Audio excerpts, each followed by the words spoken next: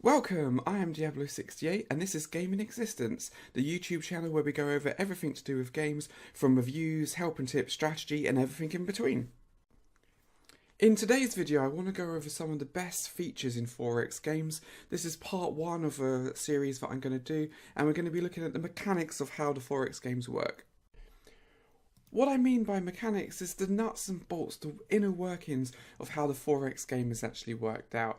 And that normally comes down to, in most 4X games, somewhere between production or industry, science, food, and some kind of money, dust, as it is in Endless Space, or credits, whatever it is. And it's this working out of how to exploit and manipulate these is what makes the difference as I talk about mechanics in these games. I always use Endless Space as a benchmark because how they've worked out the mechanics is quite simple to understand for the most part. And that is the fact that, unlike, say, Civilization, where you have sort of hexes around and you try and manipulate those hexes, in Endless Space, instead, you have different planets in a system, and different systems might have different amount of planets that you have, 4, 5, 2, whatever it is. And effectively, these planets are the different hexes that you manipulate. So if we hover over this medium tundra, if you look just down the bottom right here, you can see what bonuses you get from it. And you can easily see food, production, gold, science, and then it says per person on the planet. So that's each of these blue dots here, that's person I've got a population on. If you see here, white is where I still have population that could grow. And it simply tells you what that planet is going to give you in simple terms. So you can see a tundra planet. 2 food, 2 gold, 2 science, but 6 production. Okay, that gives you a benchmark to work from. If I look at a lava planet, I can see, oh, it doesn't give me any of that other stuff, but it gives me 12 production. So if I move somebody over from this planet, if I drag and drop them over here, I know I'm going to be getting more production from it. Simple things to understand. Or if we compare it to this barren planet, I'm going to get hardly any production, but I'm going to get lots of science. It makes it easy to understand the pluses and minuses of what you're getting. Jumping into Masters of Orion now, and they've even simplified the Endless Space system.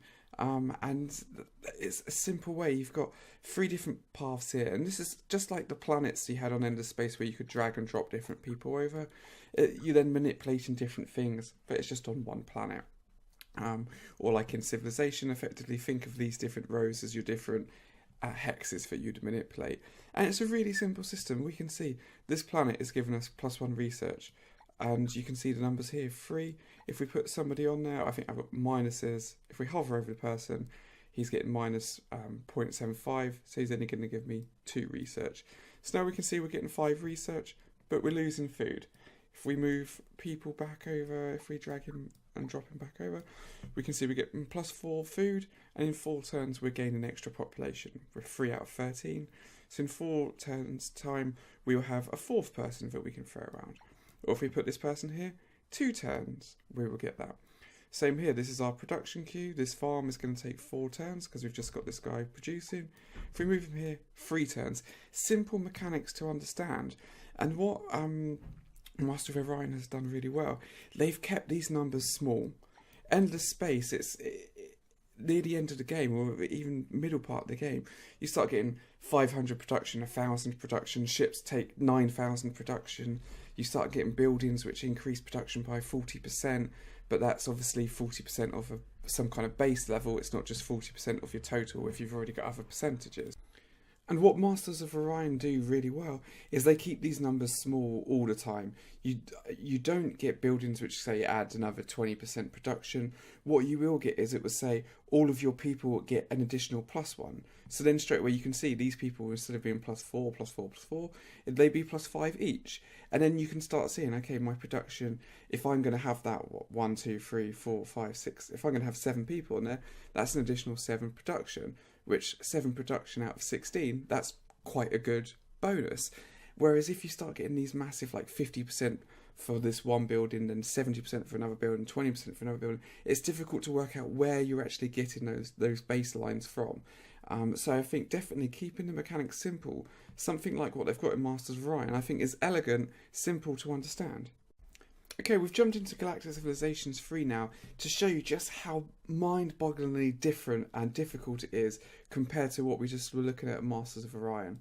So we go in and we can see we've got 100 manufacturing. So just like what we were looking with Endless Space or with Masters of Orion we had 16 production. It's a similar thing. It's giving you the same kind of information, and you will see these buildings will take a different amount of manufacturing, or ships will take a different amount of cost to build, and it's based on that. It's perfectly fine. The problem I have is the fact that all of these buildings, all of these factories, these are what increase your manufacturing. Increase manufacturing by 33%. That's its base thing, and then it gets adjacency bonuses of another 15%. This increases manufacturing of the entire planet by 25%, and then the manufacturing by another 20% for the entire planet. This increases the manufacturing by 10%, but how are you supposed to work out how all of this works? And you have, I've got a thing here, so this is showing you like the raw production. So my planet it's effectively got 19 manufacturing, but then I guess with how I'm moving the population, like effectively I guess moving the people around on the planet, so now this is giving me 100 manufacturing, but is that still based on my raw production? So I'm getting 100 manufacturing, so that means all of these other pluses of all of these, like plus 33%, plus 33%, those are all plus in my 19 raw production. It's just difficult to work out, you know. If you think about, if all of these buildings, instead of being plus 33%, if each of them gave me one production, then you know, okay, I've now built 7 factories or whatever it is, it's given me 7 additional production.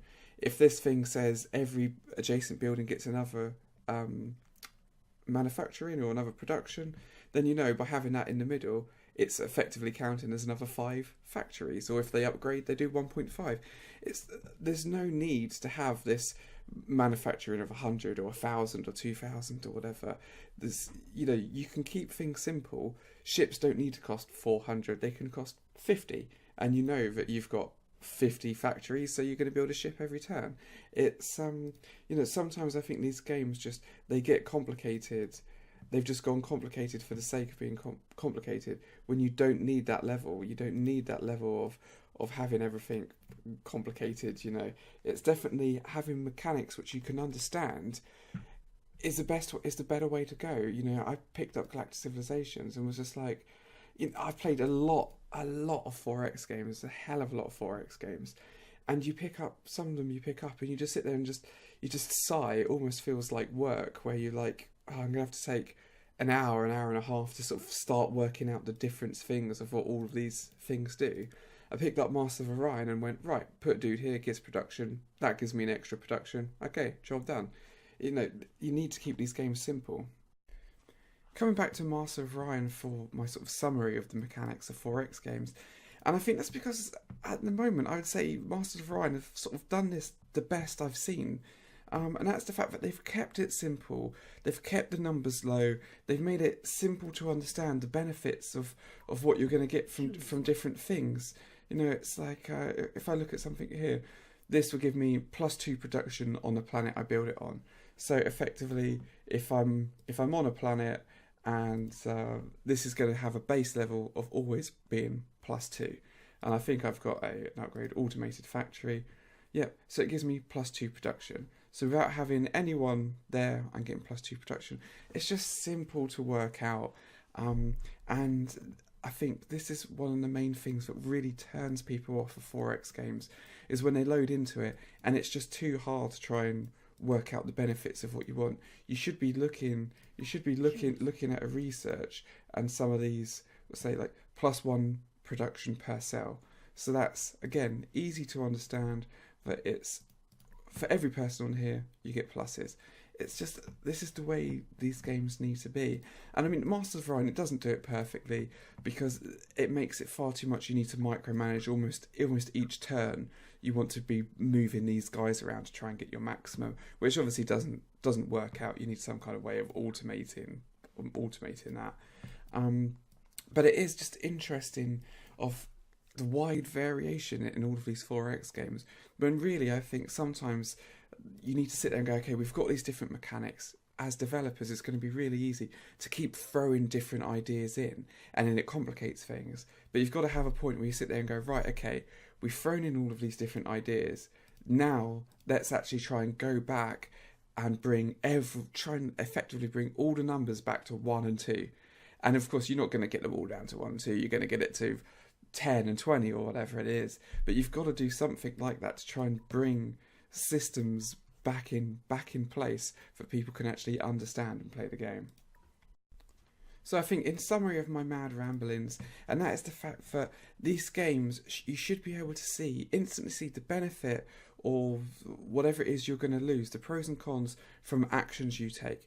Moving this guy here, I can immediately see what I'm going to get.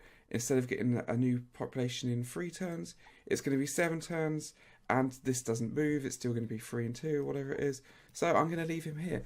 I can see the pros and cons. It's taken me 2 seconds to do.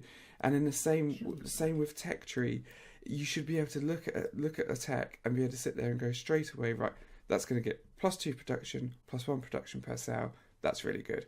Or you look at something else and go, no, that's not what I want. It's not going to give me the benefits that I'm looking for. You should be able to look at something and be able to ascertain straight away whether it's good or not, or whether you need to go for a different technology. It's as simple as that, really. And reducing the micromanagement from having to handle that as well is what these 4X games need to do. This was Diablo 68 from Gaming Existence. I hope you enjoyed my review. Have a look for my other ones I'm going to do about the 4X series of looking at different things, combat, tech trees, different things like that. I hope you enjoyed the video. Keep an eye out for my other ones.